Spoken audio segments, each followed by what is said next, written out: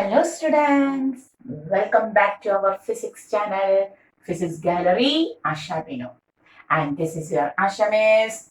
And today we are going to the new chapter of our plus 2, an important chapter in new topic, optics, ray optics. Today we are going to another chapter of plus 2 ray optics. Okay. So a very good morning, good afternoon, good evening, good night, or whatever may be the time you are seeing this class. Okay. So let us start.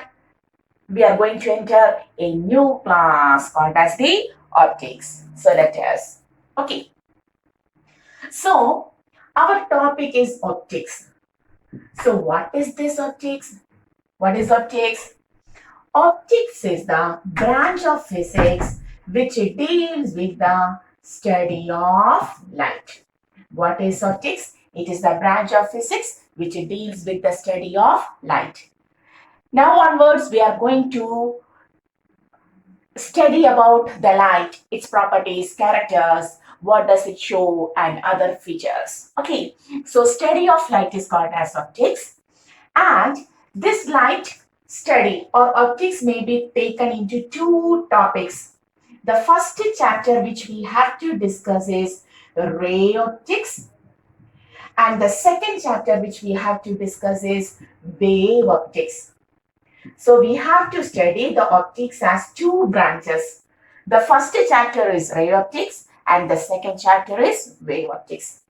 In ray optics, we will discuss the particle nature of light. The particle nature of light, where light travels in straight line. Where light travels in straight line. The light travels in straight line. Okay.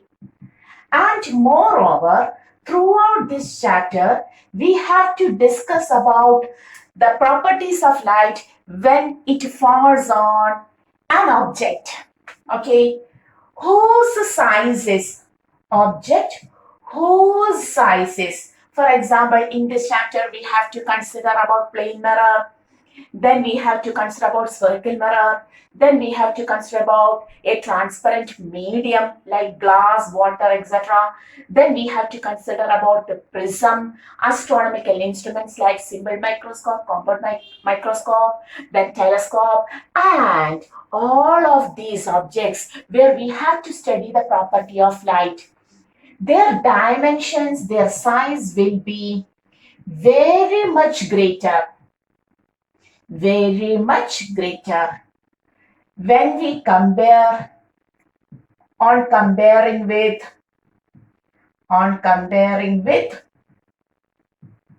the wavelength.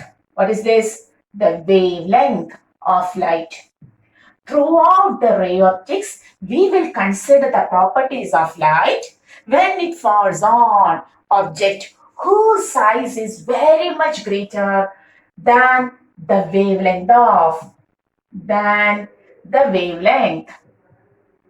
of light. Clear? So what we have to discuss in ray optics? In ray optics, we have to discuss about the particle nature of light, where the light always travels in straight line. Here the light always travels in straight line. And also the light falls on objects whose size is very much greater than that of the wavelength of the light. For example, we have to discuss about mirrors. We have to discuss about transparent media like a glass, prism, astronomical instrument, that is optical instruments like astronomical telescope, compound microscope, simple microscope, etc. All of these size will have very much larger size than that of the wavelength of the light. Okay. Whereas after the ray optics, we have to study about wave optics, where we will discuss about the wave nature of light. Light travels in wave form, wave nature of light. And there we have to discuss about the properties of light, where when it falls on objects whose dimension is very small. That means whose dimension is comparable to. comparable to the wavelength of light. Okay, for example, in wave optics, we have to discuss about Young's double slit experiment. Oh, sorry, you don't know that. Even though, just listen. There, an experiment we have to discuss in detail called as the Young's double slit experiment, where we take two slits, two very narrow slits, whose wavelength may be or whose size may be comparable to the wavelength of light. Similarly, diffraction, where also we take a single slit whose wavelength, whose size is similar or comparable to that of the wavelength of the light taken. Clear? So in wave optics, we have to consider the objects whose dimension is comparable to the wavelength of the light. But here we have to consider the objects whose size is not at all comparable, whose size is very, very, very large than the wavelength of the light. Clear? Okay. So today we are going to start our ray optics. Hoping you have taken this much of notes. So we are going to our ray optics. Okay. So whether it is ray or wave, light shows both characters. It shows the properties of a particle and also a wave. So whether we consider the ray optics or the wave optics, light has its own certain general properties. So we are going to the general properties of light. That is the properties all of you know. Okay. The first one is that light is an electromagnetic wave.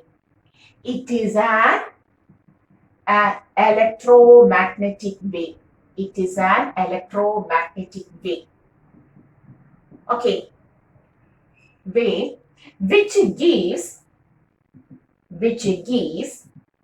the sensation of vision.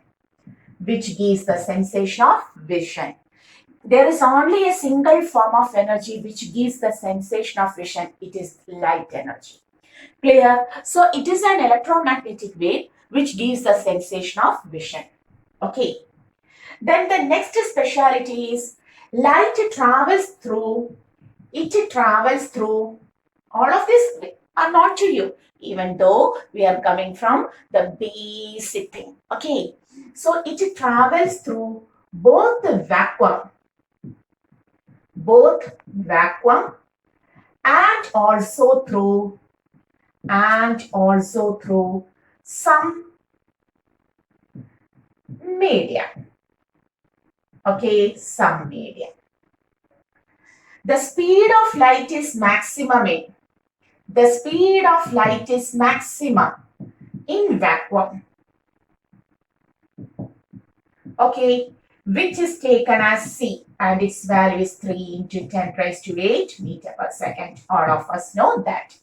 Okay, and the medium through which light pass through some medium, and they are called as the transparent medium. And some medium doesn't allow the light to pass. Does it allow the light to pass? They are called as opaque medium. We know that. Okay. The speed of light is different in different transparent medium. The speed is maximum in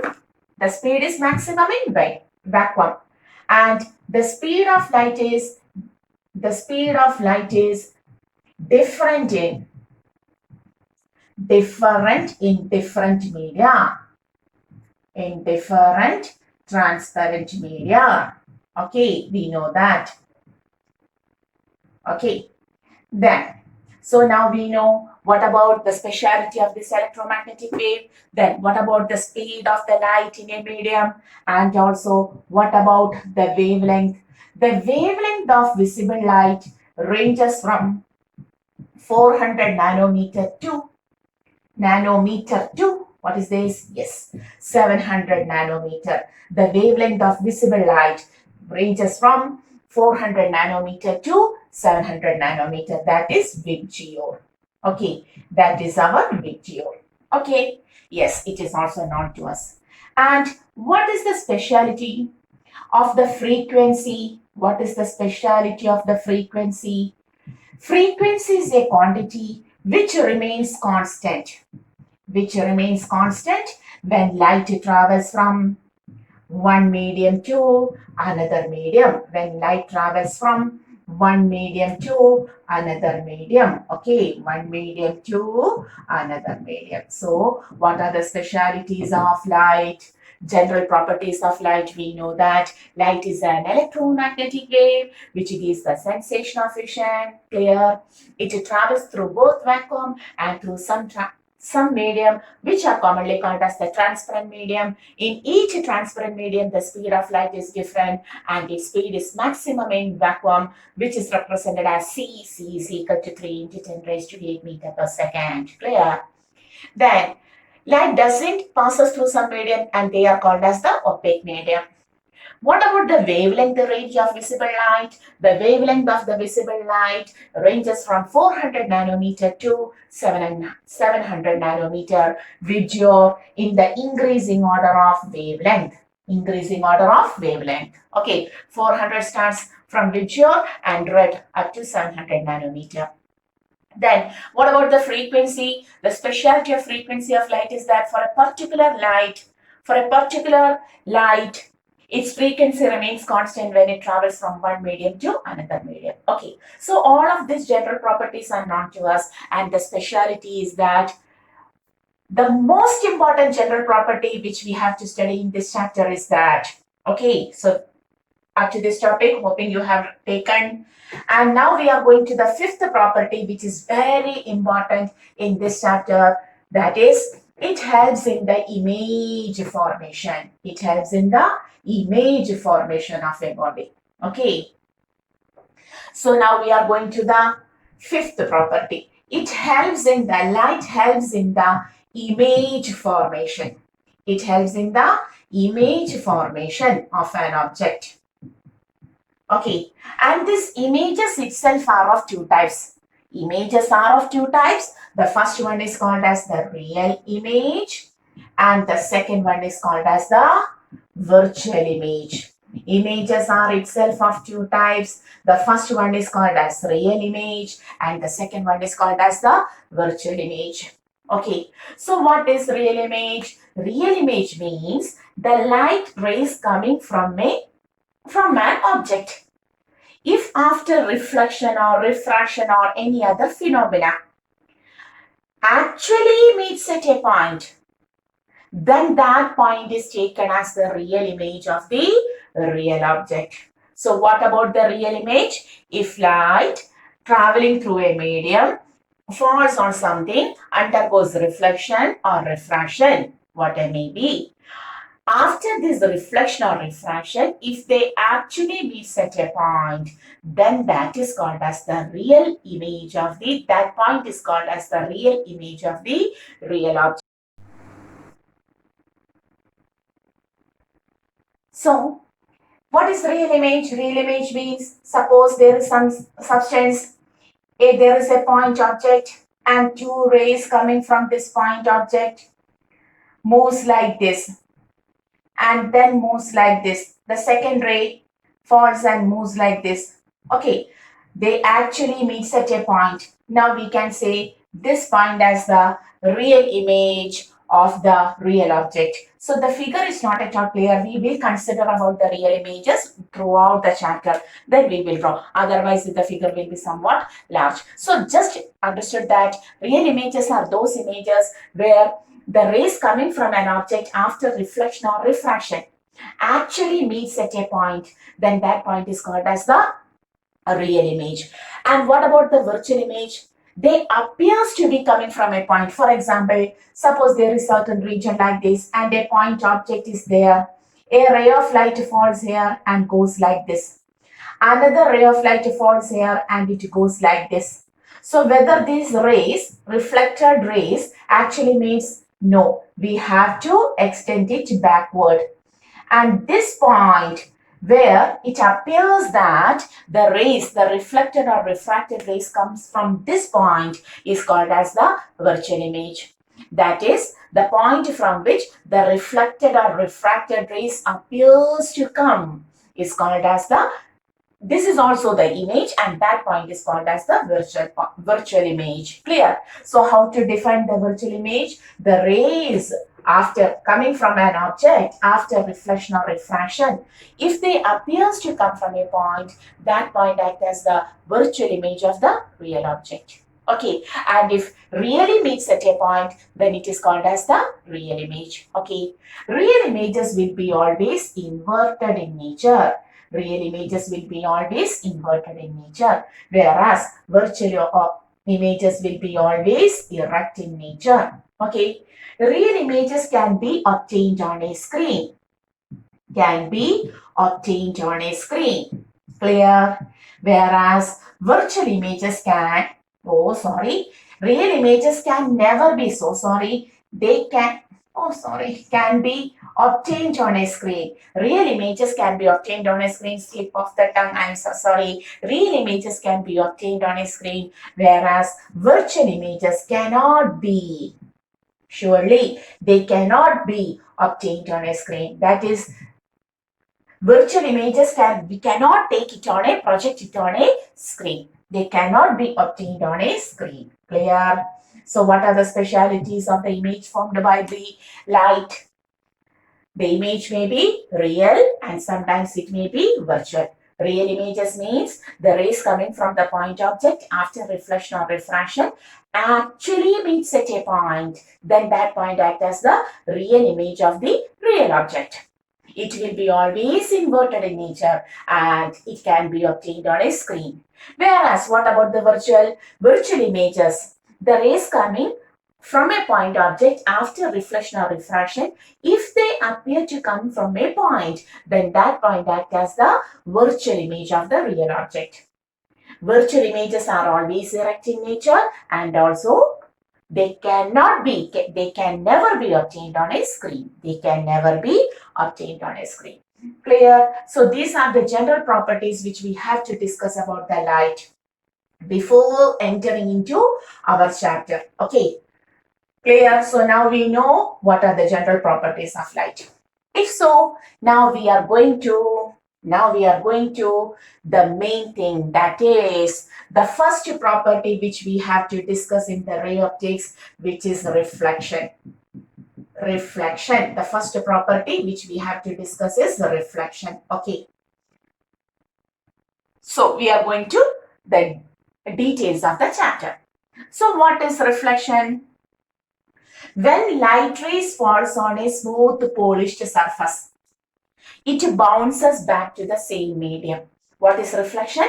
When light rays coming from a point object or coming from an object falls on a smooth polished surface, it bounces back to the same medium. So this bouncing back of the bouncing back of the ray of light, when it falls on a smooth polished surface,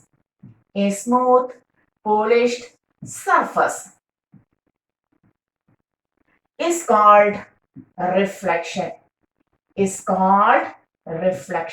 So what is reflection? The bouncing back of a ray of light when it falls on a smooth polished surface. When light falls on a smooth polished surface like this, what happens? It bounces back to the same medium, and that is called as the reflection. Okay. This topic you have studied already in your 10th.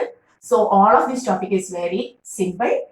When we enter into special topics, we will discuss it in detail. Now, laws of reflection. We are going to discuss about the laws of reflection. So, suppose this is a plain, smooth, polished surface. This is a plain, smooth, polished surface, and a ray of light falls here like this. After falling at this point, it reflects back to the same medium. So, this is the incident ray. Okay, this is the reflected ray. and this is the point of incidence. Okay, and suppose we have taken a normal to the plane surface, to the polished surface, perpendicular to it, normal, which is perpendicular, normal means perpendicular to the surface, then we can say this angle is, okay, this is my angle of incidence. The angle between the incident ray and the normal is called as the angle of incidence, and the angle between the reflected ray and the normal is called as the angle of reflection. Then laws of reflection. First law states that angle of incidence is always equal to angle of reflection. Okay, angle of incidence is always equal to angle of reflection. Angle I is equal to angle R. This is the first law, all of you know. Okay, and what is the second law? The second law states that the incident ray, the reflected ray, and the normal to the surface at the point of incidence. The incident ray, the reflected ray, and the normal to the surface at the point of incidence all lie in the same plane. They will be in the same plane. Now my incident ray and reflected ray and the normal are in my plane of the board. Okay, it is all of the three rays, the two rays and the normal lies in the plane of the board. This reflected ray never emerges out from this plane. Okay, all of the incident ray, reflected ray and the normal to the surface at the point of incidence all lie in the same plane. So we can say the incident ray, the reflected ray and the normal to the surface, the normal to the surface at the point of incidence, at the point of incidence all lie in the same plane. All of them lie in the same plane. Okay, so this is the second law. So laws of reflection states that angle of incidence will be always equal to angle of reflection. Also, the incident ray, the reflected ray and the normal to the surface at the point of incidence all lie in the same plane. All of this topic you have already discussed. If so, may I ask a special question? What is the angle of incidence and angle of reflection? Both of them will be same. For normal incidence, if the incidence occurs normally, what will be the angle of incidence and angle of reflection?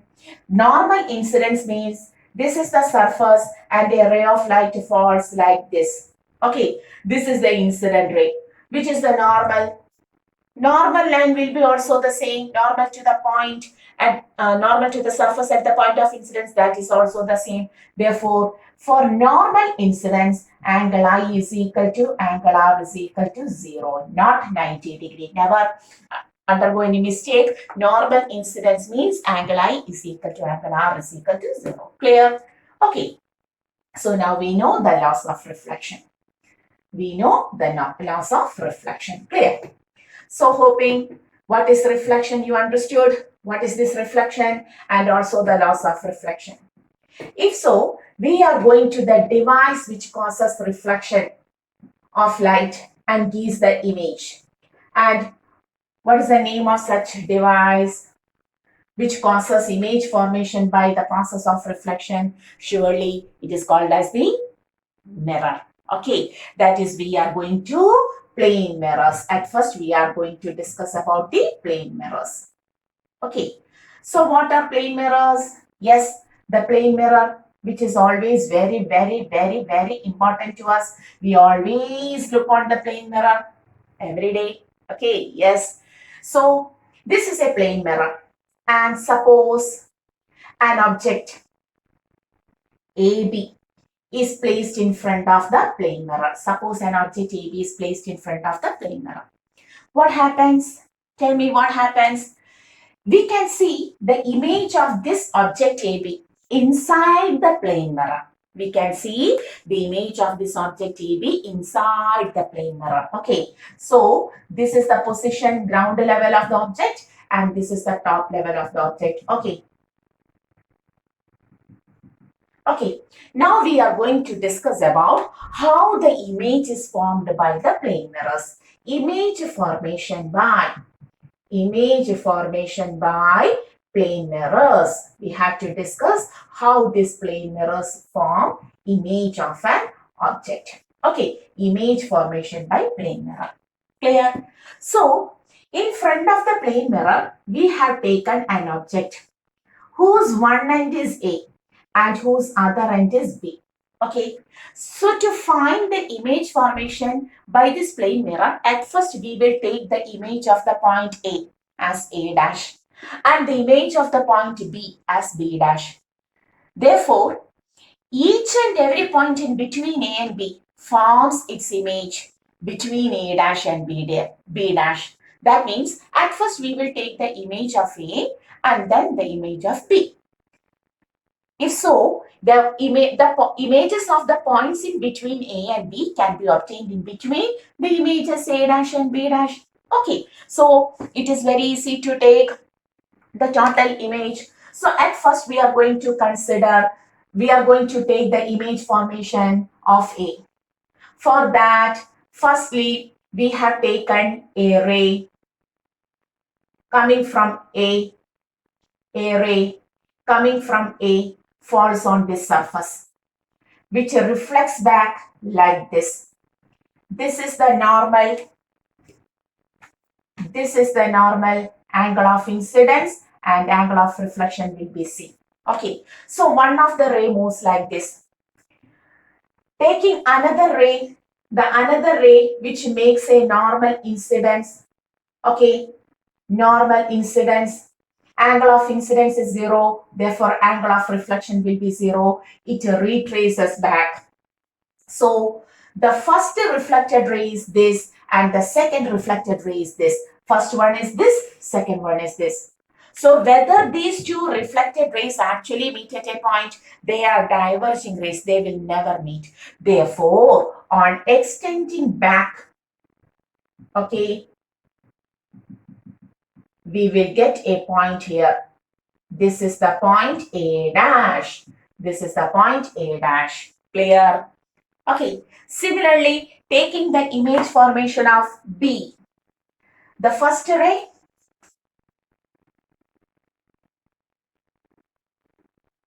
like this, moves like this, angle of incidence I, and reflects like this, angle of reflection R.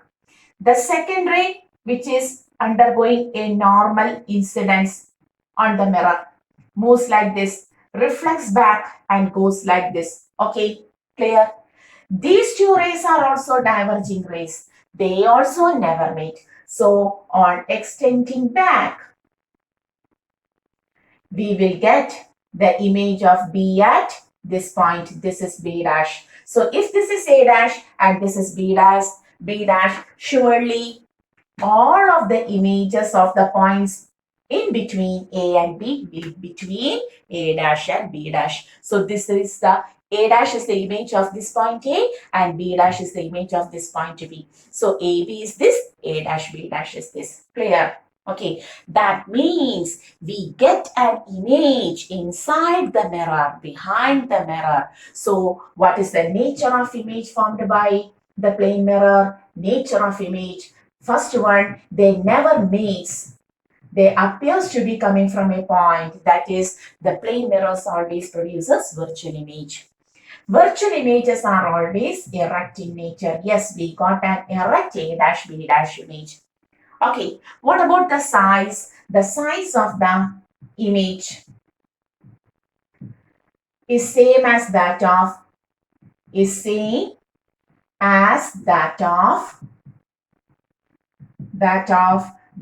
of the object. The size of the image is same as that of the size of the object. That is, we can say magnification is 1. Magnification is the ratio of size of image. Size of image to size of the object.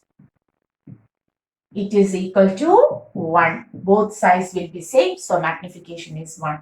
Next, the fourth important property is, what about the object distance and image distance? If we take this as the object distance, the object is kept at a distance of u from the mirror, then image will be formed also at the same distance. We are taking the image distance as v.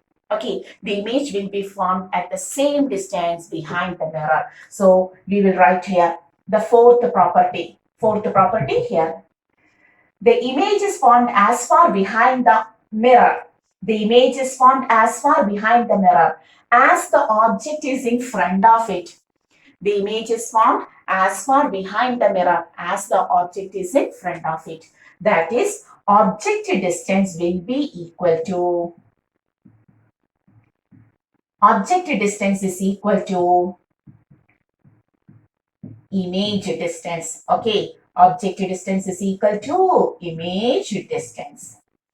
And finally, the fifth property, the speciality of plane mirror is that the right appears to be left and the left appears to be right. Okay, so right appears to be left and left appears to be right. And the phenomenon is called as the lateral inversion.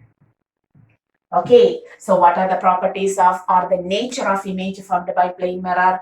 Plane mirror always produce virtual image, erect image, same sized image, that is magnification is 1. Then object distance and image distance will be seen from the plane mirror, and also right appears to be left and left appears to be right. So these are the properties of the plane mirror, image formed by the plane mirror. Okay, clear? Then write this much.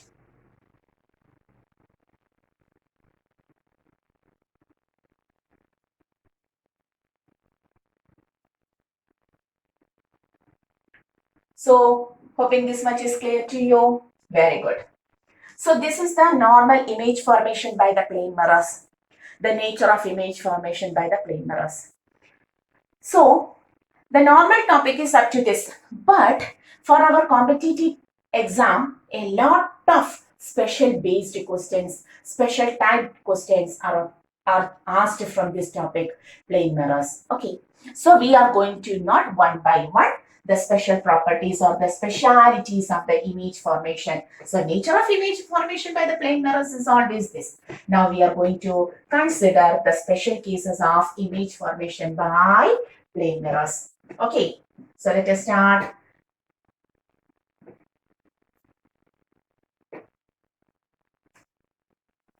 Special cases of image formation by plane mirrors. Special cases of plane mirrors. Special cases of plane mirrors.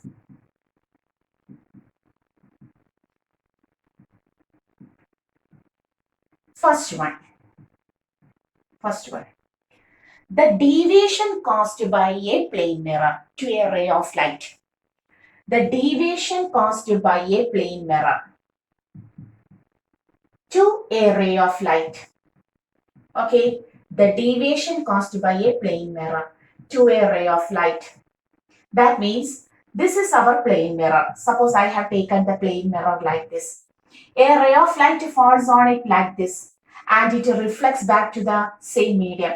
This is the normal. Okay, we know angle I. This is angle I and this is angle R. R is equal to I. R equal to I. Everything we know that. Okay, so if there is no plane mirror, if there were no plane mirror, what happens to this incident ray?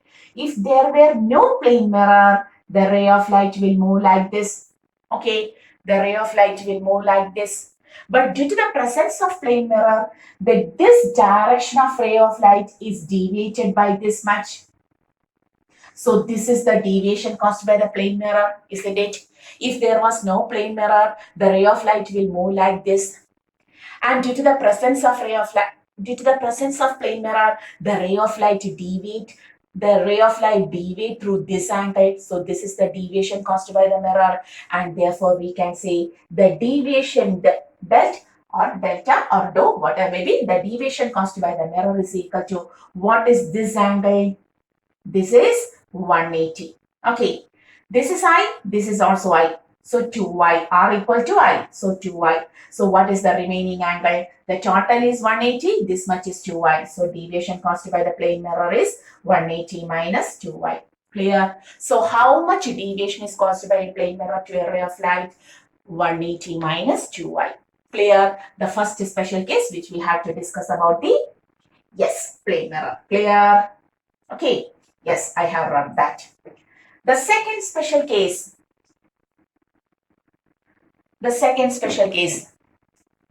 What is the deviation caused by? Deviation caused by two plane mirrors. Deviation caused by two plane mirrors inclined by an angle theta. Inclined by an angle theta.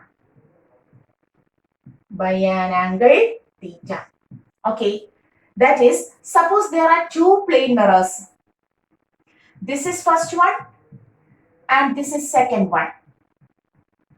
A ray of light comes like this. Suppose a ray of light falls like this, undergoes reflection and goes like this. Correct? Correct? A ray of light. This is one ray of light falls like this. Then it undergoes reflection like this and falls on the second mirror. Again undergoes reflection and moves like this. So what is the direction of the first incident ray? This is the direction of first incident ray, and the direction of second incident, that is the direction of the final reflected ray is this. So what is the deviation? The ray of light deviates through this much angle. Okay, so this is the deviation caused by, the two mirrors. Okay, so here all of these topics are purely for entrance based exams. Okay, so go to points.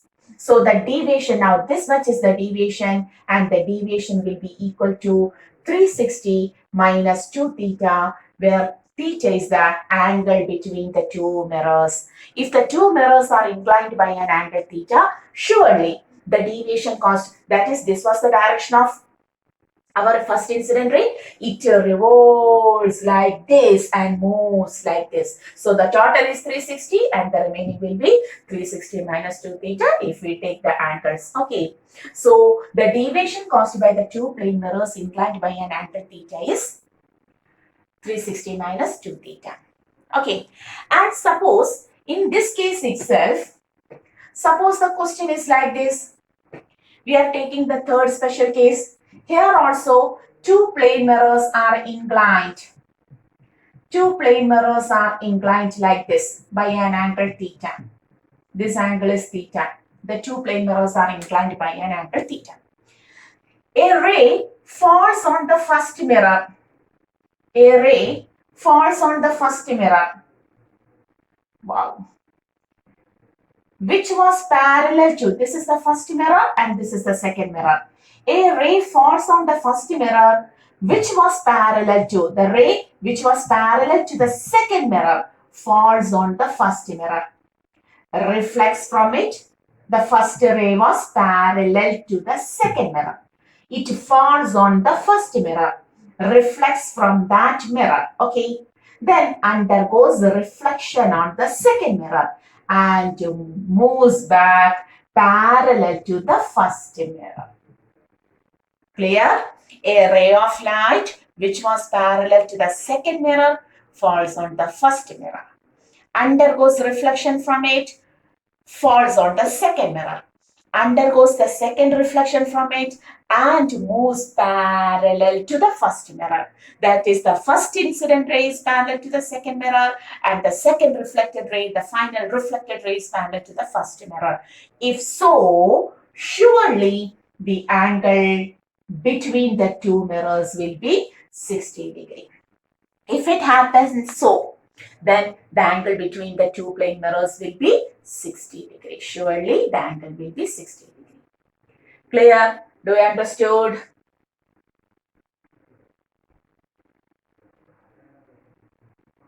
Okay, very good. Next, the fourth important point about these plane mirrors. The next important point about these plane mirrors is that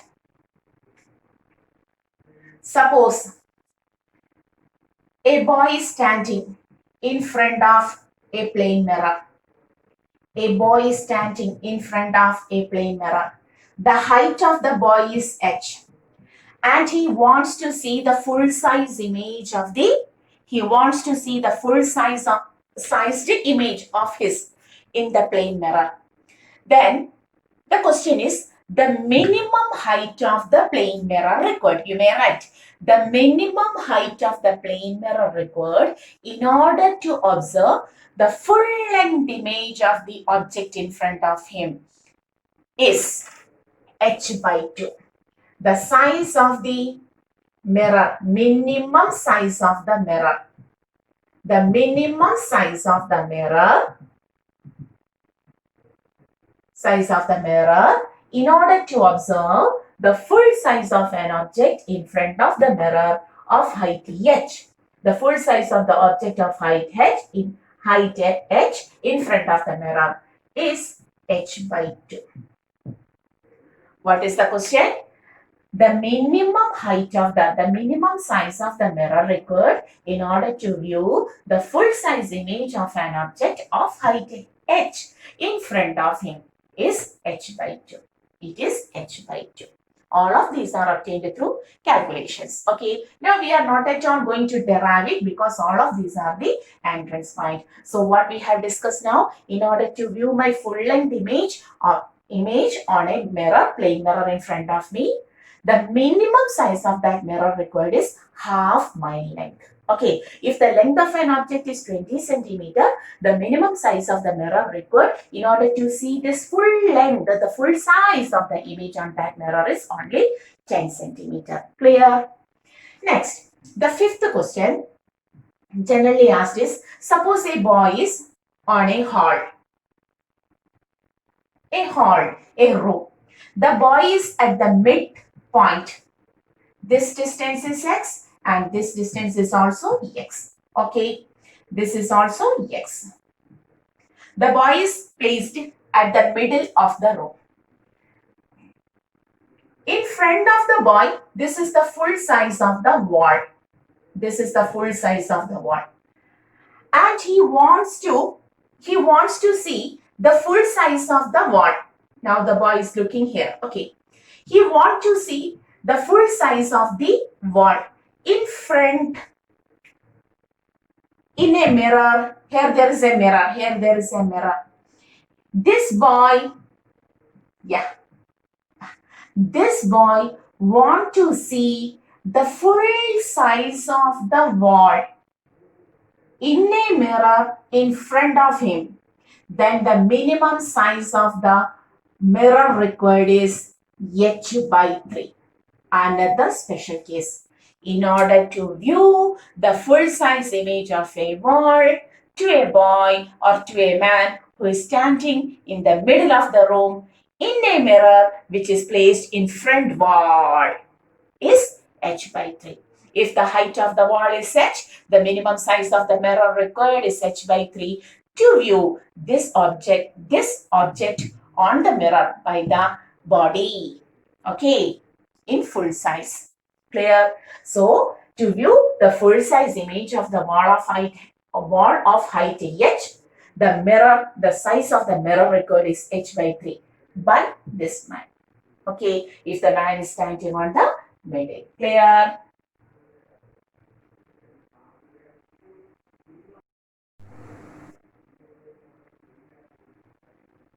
Now, the next special case.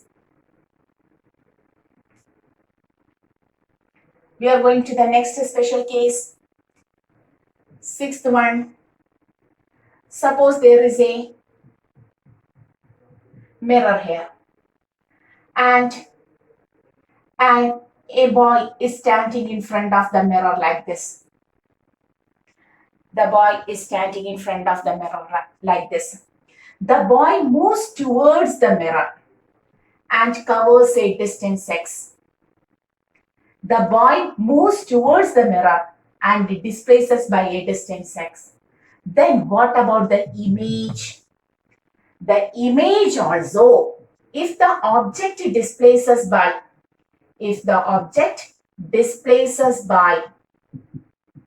x towards or away, maybe towards or away from the mirror. Okay, the image also displaces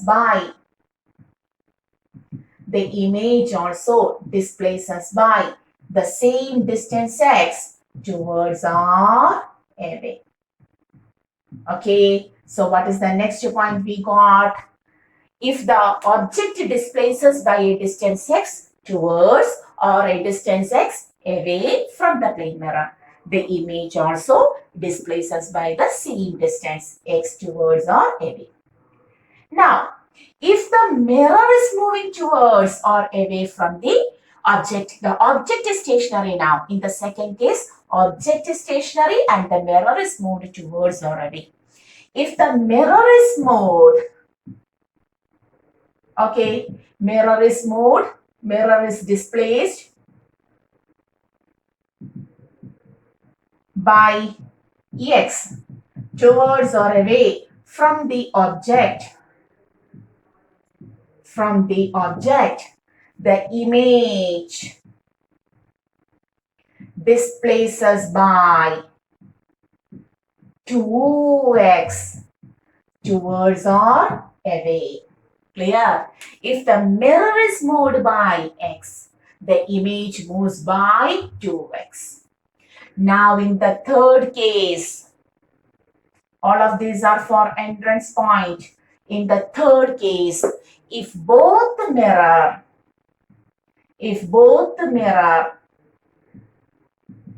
and object displaces by x in opposite direction,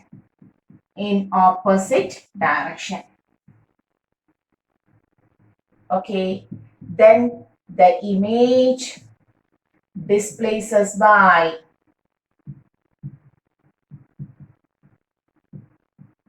3x. What happens? If the object displaces towards or away from the plane mirror, the image inside the mirror also displaces by x towards or away.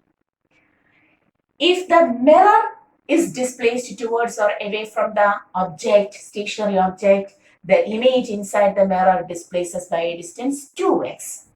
If both object and the mirror are displaced in opposite direction towards or away, what happens? The image inside the mirror displaces by 3x. Clear? All of these are proved, but we are not going to the proof. Clear? Okay. Yes, the sixth point is also clear to you. Now, we are going to the seventh point.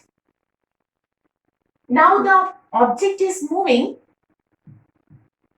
This is the plane mirror and there is the object, and now the object is moving with a speed v towards or away from the mirror.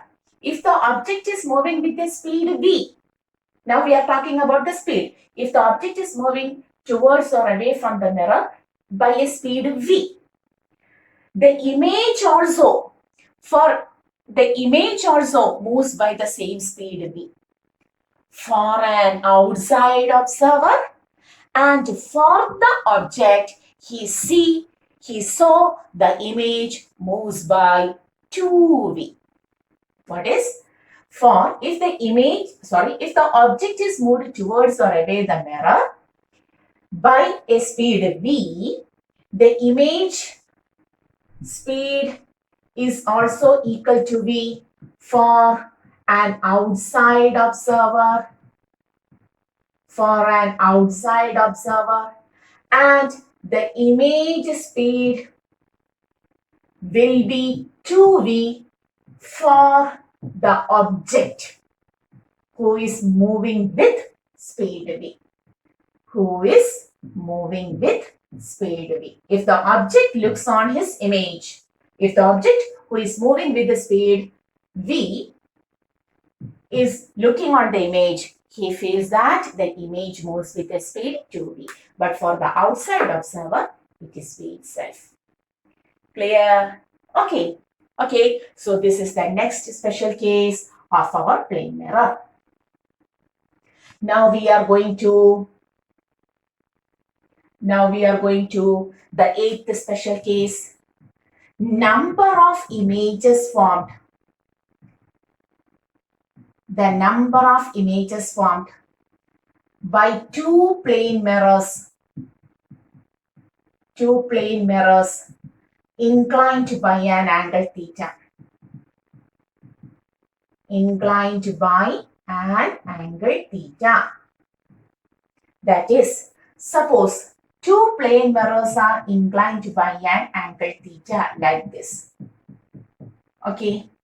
And a point object is placed in between. An object is placed in between the two plane mirrors, which is inclined by an angle theta. Then,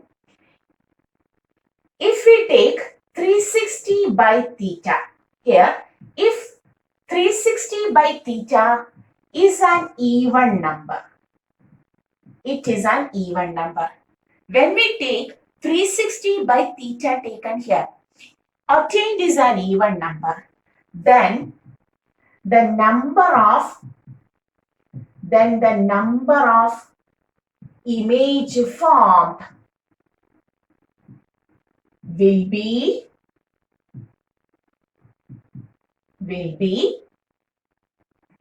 is equal to n is an even number. Even number. Oh, 360 by theta is n, which is an even number. Then number of images formed will be n minus 1. Number of images formed will be n minus 1. Suppose we have taken theta as 60 degree. 360 by 60 is 6. N is 6. Then the number of image formed will be 6 minus 1, 5. And if 360 by theta is equal to n is an odd number, it is an odd number, then there are two conditions. One, if the object is symmetrically placed,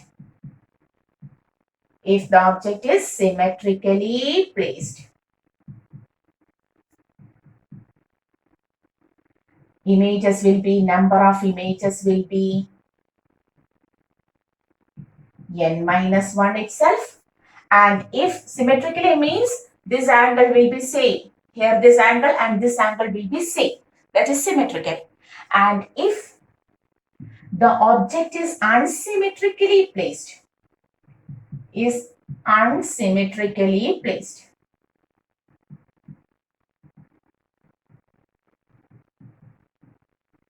number of images will be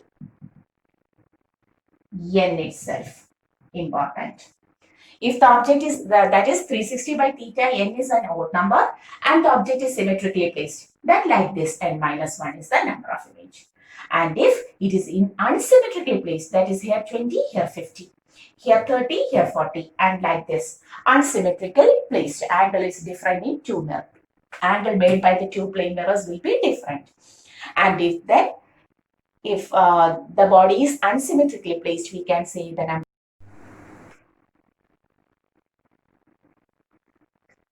Okay, clear? Now, the last one.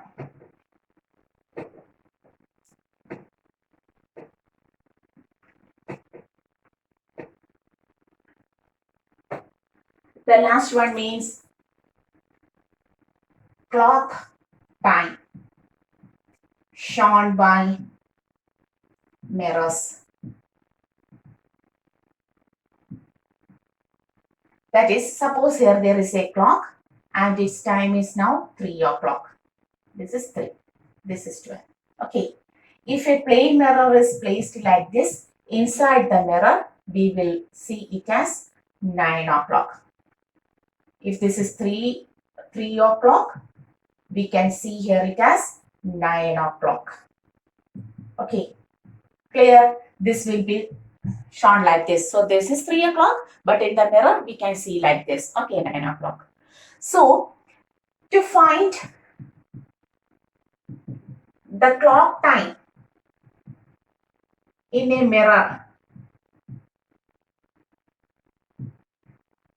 we have to subtract it from 11 is to 59 is to 60.